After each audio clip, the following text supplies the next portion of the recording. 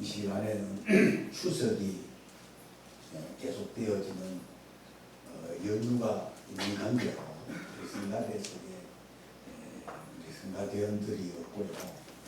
그리고 오늘 우리가 함께 합독한 이 본문 말씀을 중심으로 해서 들을 말씀은 믿는 사람과 믿지 않는 사람의 결혼. 두 번 시작. 믿는 사람과 믿지 않는 사람의 결혼. 믿는 사람과 믿지 않는 사람의 결혼. 이런 제목으로 말씀을 우리 들어야 될 우리 성가대 속에 있는 우리 청년들이 좀 안타깝게도 아직 휴가를 갔은지 아니 고향 가는 관계로 참석을 하지 못했지만 우리 설교가운데 유튜브에 계속 올라오는 말씀이 오늘 우리 부모님들은 자녀들에게 건면해서 꼭 이 말씀을 들으라고 그렇게 간곡히 부탁해서 듣도록 그렇게 해주시기를 바랍니다. 뿐만 아니라 이제 우리 자녀들을 주신 우리 부모님들은 오늘 설교 제목처럼 본문의 말씀을 중심으로 잘 들으셔서 우리 자녀들이 혼인을 잘 해서 평생토록 후회되지 않는 그런 결혼을 할 수 있도록 부모님들이 건면도 해주시고 기도도 해주시기를 바랍니다. 결혼을 수많은 사람들이 그런 말을 가지고 일륜지대사라라고 할 만큼 우리의 인생에서 가장 심사숙고해서 결정해야 할 문제라고 하는데 여러분들도 동의하시죠? 러시아 속담에 이런 말이 있다 그래요. 전쟁에 나가기 전에는 한 번 기도하고 배 타고 나가기 전에는 배를 타고 바다에 나가기 전에는 두 번 기도하고 결혼하기 전에는 세 번을 기도하라고 하는 말이 있을 만큼 결혼은 당사자로 하여금 어떤 배우자를 선택하느냐 여기에 따라서 평생 불행할 수도 있고요. 평생토록 행복할 수도 있습니다. 공감하시면 아멘 하십시오. 그렇습니다. 어떤 배우자를 선택하느냐에 따라 가능성이 있는 사람인데도 그저 그만 참 별 볼일 없는 사람 되어버리는 사람들이 있기도 하고요. 또한 반면에 별 볼일 없는 사람이었는데 배우자를 잘 선택해서 평생토록 정말 행복하게 사는 사람들이 있다는 사실입니다. 그런데 문제는 믿는 사람하고 믿지 않는 사람의 만남과 교제에 대하여 2000년 전 하나님은 바울 사도를 통해서 고린도 교회 성도들에게만 말씀하신 것이 아니고 오늘을 사는 우리 모두에게도 하신 말씀인데 우리 함께 읽었던 말씀이지만 제가 읽어봅니다. 14절 너희는 믿지 않는 자와 뭉예를 함께 맺지 말라. 뭉예라는 것이 아니고 소가 이제 이렇게 강원도 같은 데는 소 두 마리가 여기 어깨에 있는데 끌고 그 뭉예라고 하거든요. 뭉예를 그래서 이 소가 참 뭉예를 안 믿는 사람하고 함께 내지 말라. 의와 불법이 어찌 함께하며 빛과 어둠이 어찌 사귀며 그리스도와 벨리알이 어찌 조화되니 믿는 자와 믿지 않는 자가 어찌 상관하며 하나님의 성경과 우상이 어찌 일치가 되리요. 그랬습니다. 자, 우리 믿지 않는 사람과 결혼해서 자 배우자를 교회까지는 인도한 사람들이 있지만 자신이 만난 하나님을 자신이 체험한 예수님을 만나게 하는 것 결코 쉬운 일 아닌 것 맞지요? 주일날이 되는 대형 큰 교회에서 난 예배를 드리는 시간에 교회 주변에서 유모차를 끌고 다니는 남자 성도들이 눈에 많이 띈다고 합니다. 그들의 다수가 결혼 때문에 마지못해 교회를 나오기는 했어도 은혜가 뭔지도 모르고 신앙이 깊지 아니하니까 아이를 돌본다는 핑계로 교회 바깥에서 유모차를 끌면서 시간 보내는 이런 사람들, 구원하고는 제가 볼 때는 상관없는 사람들 맞지요? 이런 상황은 예수님을 인격적으로 만나는 영적인 체험과 구원의 확신이 없는 종교 생활이 얼마나 형식적인가 하는 사례를 할 수 있습니다. 여러분 2000년 전 하나님께서 사도 바울을 통해서 왜 너희는 믿지 않는 자와 멍에를 함께 매지 말라 하셨느냐. 믿는 사람하고 믿지 않는 사람이 부부의 연을 맺어 평생 함께 산다는 거 결단코 여러분 쉬워요 어려워요?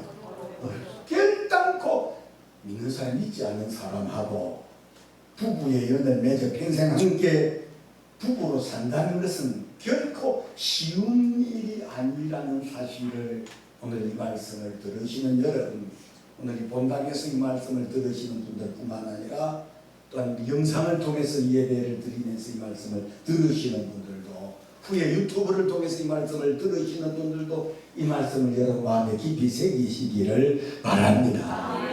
믿는 사람하고 부부가 돼서 살아도 사니 못 사니 하는 그런 현실인데, 믿는 사람과 믿지 않는 사람이 결혼해서 함께 살게 되면 잘 살면 얼마나 좋겠어요. 그러나 분명하게 우리가 깨달아야 되는 첫 번째로는 믿는 사람하고 믿지 않는 사람이 결혼을 하면 계속해서 문제가 많이 생기게 된다는 것 여러분 아시기를 바랍니다. 결혼해서 함께 살기 전에 이런저런 문제가 생기는 것은 작게 생기는 거예요. 결혼하기 전에 안 믿는 사람하고 만났을 잠깐 교제를 해보니까 이런저런 작은 문제가 생기는 거예요. 이런 문제는 작은 문제고 결혼 후에는 더 많은 문제가 생기고 또 생기고 그래서 서로가 서로를 괴롭힐 것은 눈에 너무나 뻔하다. 그래도 결혼 전에 우리 남자친구를 여자친구를 교회에 데려왔는데 내가 다니는 교회에 적응 못하는 사람 물어보는데 결혼하면 적응할 것 같아 못할 것 같아? 못합니다. 결혼하기 전에 적응을 못하는 사람이 결혼하면은 더 못한다는 사실을 알아야 합니다.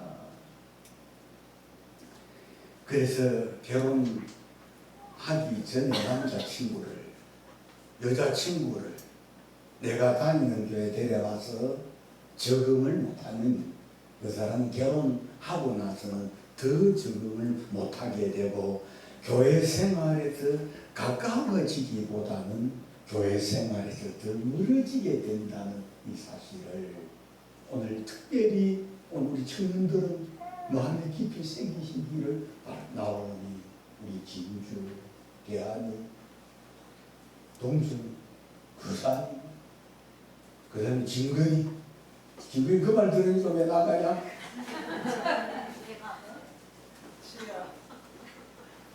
여러분 분명한 것은 결혼 전에 내가 다니는 교회의 남자친구를 여자친구 은기부도 여기 데려왔는데 이게 적응을 못한다 이거야. 결혼하고 나면 적응 못한다. 결혼하고 나면 저도 우리 설령강 교회를 개척하고 교회가 세워진 40년이 되어가는데 내가 괜히 중매했다 싶은 사람들 내가 통 꼽으면 몇 사람 있는데 그때마다 그 생각이 뇌를 스쳐가 그만 밤잠을 딱 써. 얼마나 내가 좀 더 결혼 못할까봐 내가 그랬는가 싶기도 하고 후회스럽기도 하고 그리 짝짝을 맺어줬더만은 교회를 떠나버리고 신앙생활을 잘하는 사람 같으면 그래도 멀리서라도 요즘은 카톡이 얼마나 잘 돼 있어. 그리고 조가모 목사 찾아보면 포털 사이트에 더움이라든지 네이버 같은 책이 다 나오고 구글에서 외국 가서도 구글에 지금 다 나오고 그는 아직 카톡을 한 번도 받아본 적이 없기 때문에 신앙생활을 잘 할 것 같은 생각이 별로 안 들어요. 그 남자친구 여자 우리 교회 청년 목사님 안 좋다고 하는 내가 설득을 해서 짝을 맺어 주었는데 결혼한 지 얼마 안 있으면 떠나가. 그래서 제가 그때 하는 말이 있습니다. 썩으려고 자식. 여러분 연애는 당사자끼리만 좋으면 되잖아요. 여러분 정부인하고 첩이 뭐가 다른 똑같은 여자인데 여러분 부인하고 첩이 아내하고 첩이 뭐가 다른 줄 알아요? 그 조선시대에 여러분 정부인은 가족들끼리 다 인사를 다 나눠요. 첩은 그 사람하고만 만나요. 그래서 연애는 당사자끼리만 좋으면 되지만 결혼은 당사자는 물론이거니와 집안과 집안의 관계이기 때문에 시가집의 여러 사람들과 결혼을 하게 되면 관계가 맺어지게 되어 있고요. 뭐 시아버지, 시어머니, 뭐 시아주버니, 시동생, 뭐 시가 식구들 다 많아지게 되고 또한 결혼하게 되면 처가 식구들, 뭐 처행, 뭐 혹이 처제, 혹이 장모, 혹이 장모, 여러 사람들에게 그런 많은 관계를 맺게 되면서 연애할 때는 문제가 없었지만 결혼하면은 문제가 더 많아지는 거 맞죠? 아멘. 행복하자고 두 사람이 간단하게 생각을 하고 결혼을 해서 한 가정을 이루었는데 시간 갈수록 당사자와의 갈등과 밥 먹은 나 누구라도 시집 식구와의 갈등, 처가 식구와의 갈등, 여러 갈등과 이런 불안 결국에 가서는 갈라지게 된다. 본문에 어와 불법이 그렇죠. 어와 불법이 함께 할 수 없고 빛과 어둠이 사귈 수가 없고 그리스도와 벨리알이 조화를 이룰 수 없는 것처럼 성도와 불신자는 신자하고 불신자하고는 멍해를 같이 할 수 없다는 이 사실 깊이 깨달으시고 부모님 되신 분들은 자녀들이 안 믿는 혹이 딸을 두신 분은 남자친구를 데려오거나 혹이 여자친구를 데려왔을 때 안 믿는다 싶어지는 그런 사람들은 분명히 데려와서 예수를 믿으면 괜찮지만 그리고 그저 아까 제가 말했듯이 그 대형교회에 주일날 예배 때 유모차 끌고 예배 시간에 있는 그런 사람들 구원받은 사람들이 아니다. 그래서 예수 안 믿거들랑 아무리 조건이 좋아도 가정이 좋아 보이고 뭐 그런 직장도 좋아 보이고 학력도 좋아 보인다 할지라도 부모님들이 여기서 우리는 예수 안 믿으면 안 된다 그렇게 말할 수 있는 그렇게 해야 되겠다고 생각하시는 부모님들만 큰 소리로 아멘 하시기를 바랍니다. 아멘. 아멘 해놓고 그 말씀대로 안 하면 여러분 하나님 앞에 매맞다. 두 번째로는 여러분 빛과 믿는 사람과 믿지 않는 사람의 추구하는 바하고 가치관이 전혀 다르다는 거예요. 믿는 사람하고 믿지 않는 사람의 추구하는 바가 다르고 가치관이 다르다는 거예요. 여러분 빛과 어둠은 언제나 서로의 반대편에서만 존재하지 물어봅니다. 빛하고 어둠이 함께 존재할 수 있어요? 없어요? 절대로 빛과 어둠은 함께 존재할 수 없습니다. 여러분 빛과 어둠은 언제나 서로의 반대편에 존재하고 있기 때문에 빛과 어둠은 오늘 이 본문 속에도 그랬잖아요. 빛과 어둠이 어찌 함께 사귈 수가 있느냐는 거죠. 여러분 어떤 경우에라도 빛과 어둠은 섞일 수 없는 것처럼 신자와 불신자가 절대로 같을 수 없는 것은 지향하는 삶의 가치관이 전혀 다르기 때문에 절대로 행복한 부부로 살기가 어렵다는 거죠. 불신자들이 지향하는 삶의 모든 가치는 세상적인 것들이고 거의 대개가 육체적인 것들이고 눈에 보이지 않는 것은 거의 대개 눈에 보이는 것들이다. 그러나 반면에 진정한 그리스도인들이 지향하는 삶의 모든 가치는 이 땅에 있는 것들보다는 하늘에 속한 것들이고 영적이라는 것 믿으시는 분들만 큰 소리로 아멘 하십시오. 아멘. 우리 성령담교회가 이전에 개척하고 청년들이 많은데 그 당시에 우리 청년으로 계셨던 분들은 이제 우리 교회 중직자들이 계셨고 이제 작년을 넘어 이제 노인청을 하게 가고 있는데 그때 제가 늘 했던 이야기가 같이 가는 이야기를 너무 많이 했어요. 근데 우리 교회 청년들의 분포가 거의 98%가 청년들이었기 때문에 만나서 당신의 최고가 뭐냐 그거 물어보라고 그랬거든요. 우리가 부르는 찬송가 94장에 이슬교 끝나고 부를 겁니다만 주 예수보다 더 귀한 것은 없네 이 세상 부귀와 바꿀 수 없네 이 세상 명예와도 바꿀 수가 없고 이 세상 행복과도 예수와는 바꿀 수 없다고 하는 그런 신앙의 고백을 하는 사람하고 세상 재물, 명예가 세상 쾌락이 최고라고 하는 사람하고 어떻게 같을 수가 있느냐는 거죠. 그래서 인터넷 갓피플이라고 하는 사이트에서 1244명의 교인들에게 믿지 않는 사람과의 결혼을 어떻게 생각하십니까? 1244명에게 물었어요. 그러자 10명 중 7명이 반대를 했다. 안 믿는 사람 결혼하지 마라 반대를 했고 기혼자 결혼을 하신 분들의 경우에는 10명 중 8명이 절대로 안 된다. 죽어도 하지 마라. 이래야. 그럼 제가 목회 사역을 만 45년이 지났고 만 46년이 되어가는 이런 시험에 제가 많은 사람들을 만나봤어요. 그런데 믿는 사람하고 안 믿는 사람하고 결혼을 해서 오히려 안 믿었던 아내가 안 믿었던 남편이 교회 나가서 믿음 생활을 잘하면 그런 사람들은 참 행복하게 살지만 끝까지 남편 되는 사람이 아내 되는 사람이 여러분 예수를 안 믿는 것을 거부할 때 그 가정들이 행복하게 사는 사람들을 보지를 못했고 그리고 끝까지 부부로 함께 사는 것을 이혼을 당하더라고요.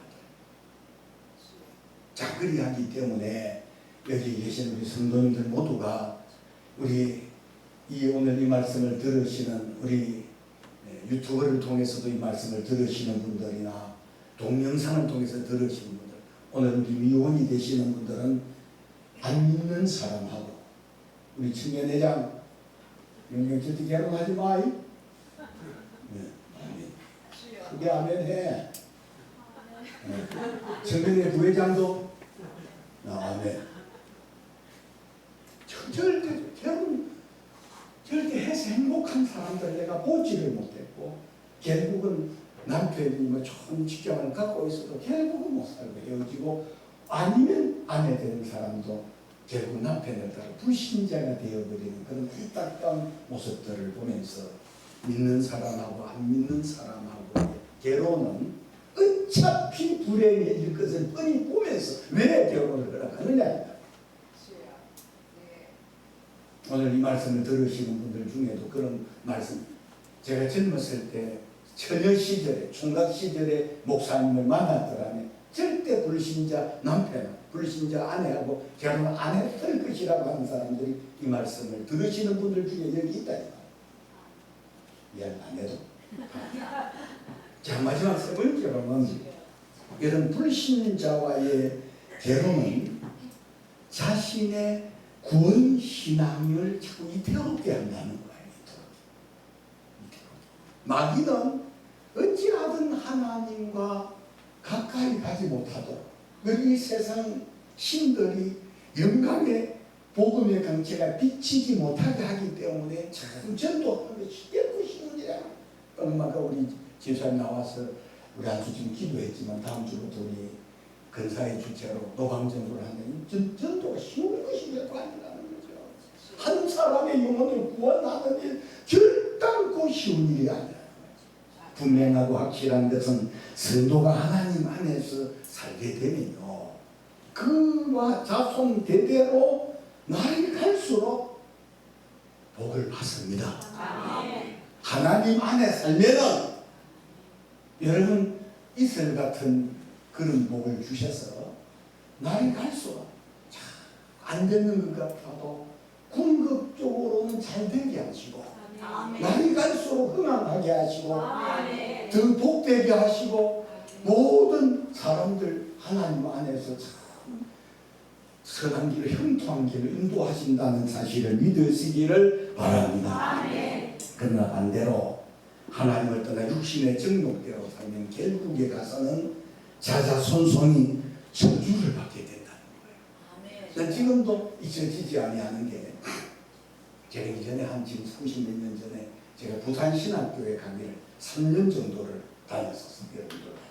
그래서 이제 고속버스를 타고 그때만 하다가 30몇 년 전에 부산신학교에 강의를 하러 갈 때마다, 그때는 복음에 대한, 지금은 이제 이전보다는 체력이 안 따라주니까 말 많이 하면 보통 피곤한 게 아니거든요. 요즘은 오히려 제가 운전하는 차보다는 남의 차를 타고 가면서도 말 많이 하기보다 차를 타니까 눈을 감고 잘게 되고 졸게 되고 그러시게 됩니다. 그때만 하더라도 그 복음에 대한 열정을 고속버스를 타니까 누가 이거 해서 끝까지 전도하거든요. 그래 부산까지 가면서 부산에서 오면서 전도하는데, 30몇 년 전에 제가 부산 신학교를 강의를 하고 갔는데 저 옆에 어떤 이 부정한 아가씨가 앉아있었어요. 그래서 잘 되듯이 전도를 막 했었습니다. 어디 교회 다녀본 적이 있느냐, 교회 다니는 사람이 주변에 있느냐, 그래서 예수님에 대해서 들어보니 그렇게 했는데, 나이가 몇 살이냐, 이제 궁극적으로 가서 나이가 몇 살이냐 물었는데, 지금은 나이가 30살 넘었어도 노처녀라 하지 아니하지만 그 시대만 하더라도 30살이 넘었어요. 31살인가 그렇다고. 그 아직까지 왜 어찌 결혼을 안 했느냐. 그리 물었더니 지금도 잊혀지지 아니하는 게 그 자매의 이야기는, 자기는 자기 결혼한 친구들을 보니까 너무 불안해서 결혼을 하기 어렵다. 왜 그러냐 그랬더니, 세상 사람들 참 처음에는 결혼해서 아주 알콩달콩하게 잘 살다가 남자가 돈을 벌어 어느 정도 됐다 싶어지니까 전부 다 못된 짓 하고 바람피고 그러는 모습을 보니, 그래서 제 친구 중에서 결혼을 하고 이혼을 한 친구들이 몇 명이 되나.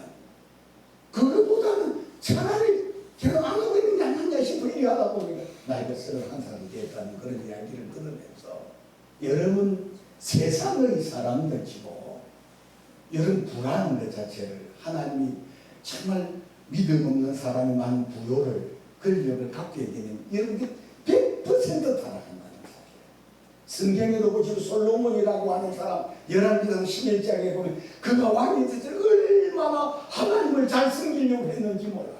다윗의 10번째 아들 중에 한 사람이었는데 자기가 봐서 형들이 있었기 때문에 왕이 될 가능성이 전혀 없는 사람이었지만, 솔로몬이 왕으로 자기 아버지 이르게 왕위에 오르고 난 다음에 얼마나 왕 노릇을 잘 했으면 싶어, 그는 기브온 산당에 가서 일천번제라고 하는 우리 같은 봉투에서 매일같이 양이나 소를 잡아서 하나님 앞에 천번을 제사를 드렸단 말이에요. 그래서 여러분 지금도 그 시대나 오늘 우리가 사는 이 시대나 여러분 하나님을 가까이 하는 삶의 모습이 어떤 모습이냐면, 예배를 더 많이 여기면서 하나님 가까이 하는 것은 그 새빨간 거짓말입니다. 그래서 솔로몬이가 1,000번째 제사를 드리고 자기 왕궁에서 기본 산당까지는 4km 정도 되는 거리인데, 10리 정도 되는 거리인데 매일같이 가서 1,000번의 제사를 번제를 드렸을 때 1,000번을 드리고 이제 기본 산당에서 잠이 들었어요. 꿈에 하나님이 솔로몬에게 나타나셔서, 솔로몬아 내가 네게 뭐 해주기를 원하냐 그래 물었어요. 그래 대부분의 사람들 가지고 내 원수를 멸해주기를 원하고 부귀영화를 원할 텐데 하나님 내게 지혜를 주십시오. 하나님께서 내게 맡겨준 백성들을 내가 잘 다스리고 싶습니다. 그래서 하나님이 솔로몬이 구하는 것 자체가 하나님의 마음에 들어서, 보통 사람들 같으면 원수의 생명을 멸하는 것을 구하고 부귀영화를 구하는 그런 거 안 구하고, 자 백성들을 왕노릇을 더 잘해서 백성들을 더 잘 다스리고 싶고 지혜를 구하는 것이 하나님의 마음에 맞다고 하시면서 네가 구하지 아니한 부귀와 영화도 내가 네게 주겠노라 하면서 하나님이 부귀영화를 솔로몬에게 주셨는데 인류 역사상 인류가 생겨진 일에 지금까지 솔로몬처럼 부귀영화를 누려본 사람도 없고요. 그리고 앞으로도 솔로몬처럼 부귀영화를 누린 사람이 없다는 겁니다. 그때만 하더라도 맨 바닥이 다 금이고 자기 밥그릇이 다 금이고 전부가 다 금덩어리 안에서 산 사람 대한민국 세계 지구안에 그런 사람이 없다는 거죠. 자, 그 정도로 이제 솔로몬이 하나님 지혜도 주셔가지고 성경에 말한 대로 잠언도 쓰고 아가스 같은 젊은 날에 하나님 지혜를 주셔서 아가스를 쓰고 장년이 됐을 때는 잠언서를 쓰게 되고 후에는 노년이 됐을 전도서를 쓸 만큼 귀한 명제를 주셨단 말이에요. 그래서 스바유왕이나 남방유왕 같은 이런 사람들 솔로몬의 그 지혜로운 말을 들여 금은보화를 싸들고 솔로몬을 찾아오는 그런 상황이 되게 되자 솔로몬의 왕 자체가 부강이 되어 부강한 나라가 되어 가게 되자 솔로몬이 서서히 타락을 하기 시작하는데 우리 열왕기상 11장 11절에 보게 되면 뭐라고 나와있냐 그때부터 11장에 보게 되면 후궁이 700이다 첩이 300명이다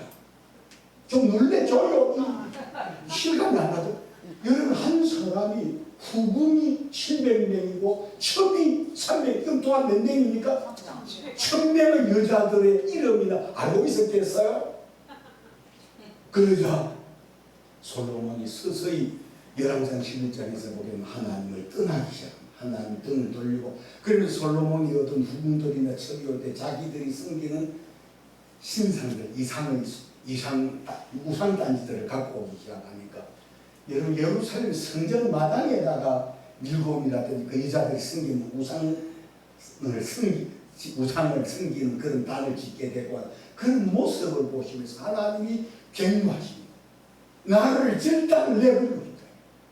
그런데 하나님께서 솔로몬의 아버지 다윗에게 하신 그 약속 때문에 네 땅에는 내가 이 나라를 나누지 아니하지만 네 아들의 세대에 그 솔로몬의 아들 르호보 네 아들의 세대에 가서 이 나라를 찢어서 네 신하에게 줄 것이 그리고 여로보암이라는 사람에게 나라를 찢어 나누어 주었던 것처럼 그래서 결국은 솔로몬의 아들의 시대에 갔을 때 르호보암의 나라가 남과 북으로 갈라지는 남한국 북한국으로 갈라지는 것을 보게 될 때에 여러분 절대로 여러분 하나님 불신자하고 결혼을 하게 되는 솔로몬도 그래서 이제 어떨 때 보면 저는 이 솔로몬 여러분 절대 솔로몬이라는 사람은 처음은 잘한 사람이지만 노년에는 그 사람 완전 우상단지 승두고 하나님 없이 산 사람이야.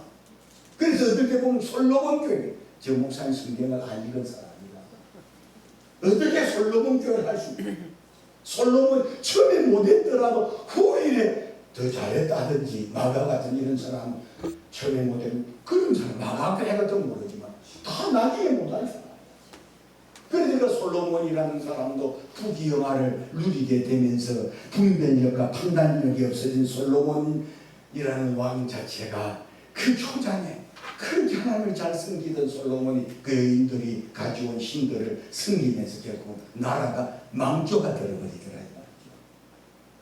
여러분 서로의 우리 주변에서도 보면 서로의 신앙을 존중해 준다라고 해서 남편은 교회라가 주일날 되면 아내는 사찰로 성당으로 가는 그런 집구석이 오래갈 것 같아.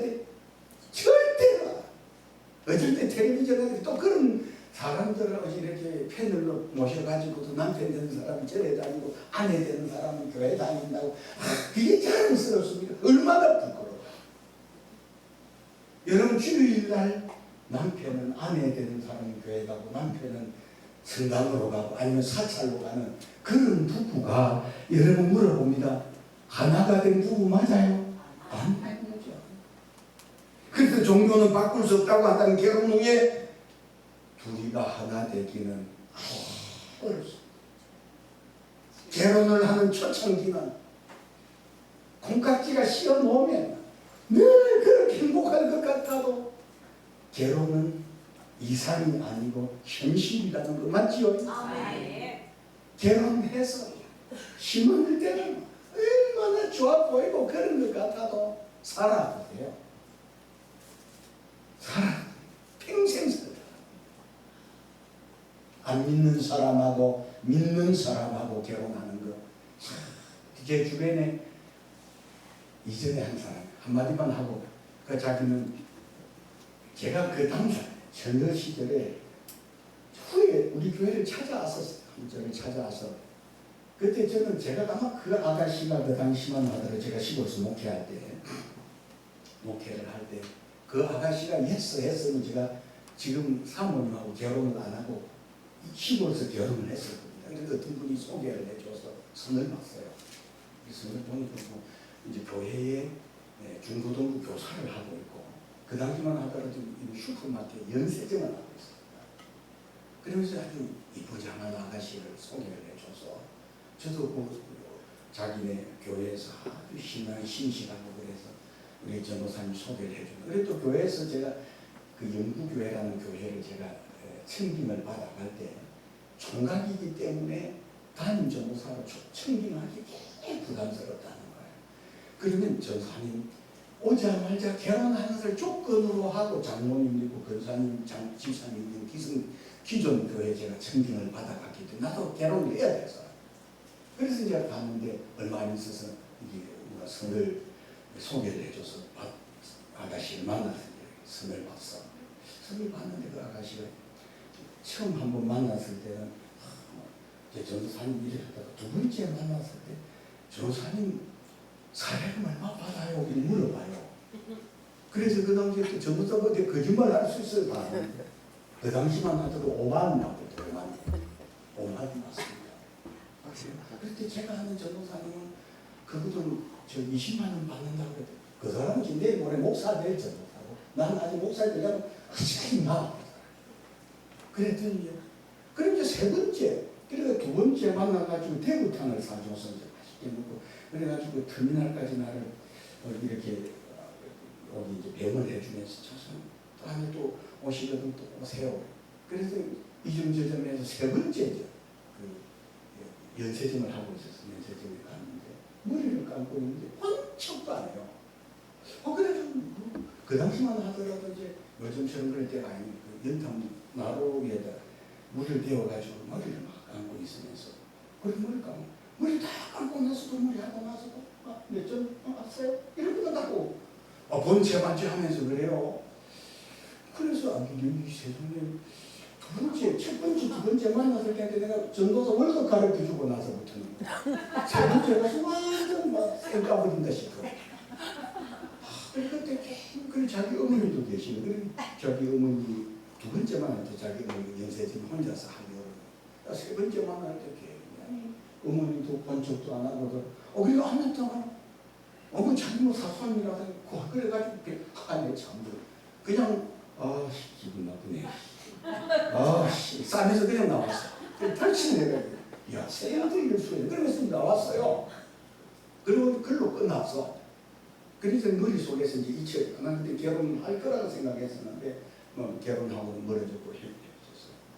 그리고 이제 세월이 지나고 난 다음에 제가 우리 가리봉동에서 우리 교회가 막 부흥 성장하고 있을 때 어떤 우리가 아는 지인 목사님 목사님 누구 아십니까? 저거 알지요. 우리 교회 나오는데 목사님 너무 잘하시던데요. 이거 알지요. 저도 그때 결혼하려고 했던 사람. 그래가지고 어떻게 이제 우리 교회를 한번 찾아왔었어요. 교회를 찾아와서 그가 하시는 말씀이죠. 그때 참 여자들이 전사님 그때 만약에 제가 목사님하고 결혼을 했었더라면 조전도사님하고 결혼했었더라면 내가 참 선택을 잘못했어요. 그때 솔직하게 세월이 지났지만 제가 양다리를 걸치고 있었거든요. 그리고 조전도사님하고 또 한 사람은 자기 아버지가 고등학교 교무과정이나 그런데 그 사람 아들하고 이제 그래 가만히 보니까 이 전도사님 이야기 들었을 때 월급이 5만 원이라고 해서 그 5만 원 갖고 무슨 하냐 이렇게 생각을 했어요. 근데 이제 이 고등학교 교무과장의 아들을 보니까 잘 나가는 거 같고 돈도 잘 버는 거 같고 그렇더라고요. 그래서 자기 나름대로 그리 하다가 아이고 결혼을 두 사람 중에 이런 것보다는 내가 편한 쪽으로 가야 되겠다 싶어 자기 이제 이 사람 조전도사하고는 쌩까고 그 사람은 결혼을 했다. 결혼을 딱 하고 난 다음에 신혼여행 갔다 와가지고 교회 안 가냐고 그랬더니 하는 소리가 결혼생에 내가 왜 교회 가냐. 그래서 기가 차. 아니 그 교회 갔다 내가 결혼하려고 교회 갔지. 내가 이거 결혼했는데 이제 왜 어디 낚은 고기 얘기에다가 미끼 주는 거 봤어? 그러면서 안 가더라. 교회 안 나가겠다. 어머 그건 괜찮았다. 그건 또 그렇다고 하더라도 그리고 나서부터 후에 바람을 피기 시작하는데 결혼을 한 자기 집에 여자를 데리고 그래가지고 자기 아기를 가졌을 때 아기를 딱 놓았는 아기를 딱 낳았을 때 아기 낳았을 때도 남편은 그게 없었고 그래가지고 아기를 놓고 나왔을 때도 남편은 다른 여자로 바람나 돌아다니고 그 아기를 데리고서 되는데 이 애기 낳다가 결국 남 아기를 그 집에 주고 나왔어요. 살면서 막 혼자서 평생도록 살다 그래 죽었어요. 지금 세상 이 땅에 그래 그 사람이 그런 이야기를 했었습니다. 목사님 정말 안 믿는 사람하고의 결혼은 이거는 이 시발불을 내 몸에 끼얹고 불 속으로 들어가는 것 같으니까 나는 어차피 불행해진 사람이지만 목사님 교회 청년들이 많이 있다고 그러면 절대로 불신자하고 결혼하는 것을 목사님 말려주십시오. 그런 부탁을 이전에 했었는데 후에 이야기 듣자 보니까 몇 년 전에 돌아가셨다는 이야기를 들었거든요. 여러분 이 말씀을 마치면서 여러분 결혼 후에 하나가 되기는 안 믿는 사람하고 어렵습니다. 어차피 안 믿는 사람하고 결혼하면 헤어질 혼인은 처음부터 다시 검토를 해봐야 된다는 말이죠. 대안아 알겠죠? 아니네. 안 믿는 사람하고 결혼하면 얼마 안 가서 어차피 헤어질 거야. 네가 자 그래서 안 믿는 사람하고 결혼을 해서 살면 이 남편을 이 아내는 그래도 남편 따라옵니다. 대체적으로 남편이 머리라고 하는데 그러나 안 믿는 남편을 교회 데리고 오는 것은 어렵죠. 되게 어렵죠. 네? 목숨을 걸어야 돼요. 목숨을 걸어야 돼요. 그래서 오늘 이 추석 연휴가 시작되는 이런 주일 아침에 우리 하나님께서 제게 주셨던 말씀 오늘 우리 청년들 다 들었으면 좋겠다 싶었는데 오히려 청년들이 없는 이런 날에 제가 이 말씀을 드렸기 때문에 꼭 유튜브를 통해서라도 듣도록 그렇게 말씀하셔서 사랑하는 자녀들, 당사자들이 안 믿는 사람하고 결혼하는 그런 일이 없도록 그리고 안 믿는 사람 결혼해야 되거든 교회 데리고 와서 정말 내가 결혼한 예수님을 알도록 체험하도록 한 다음에 결혼해도 늦지 아니하니까 꼭 그렇게 혼인해서 평생도록 감사하고 기뻐하면서 사시는 그런 우리 성도님들 모두가 되시기를 주님의 이름으로 축원합니다.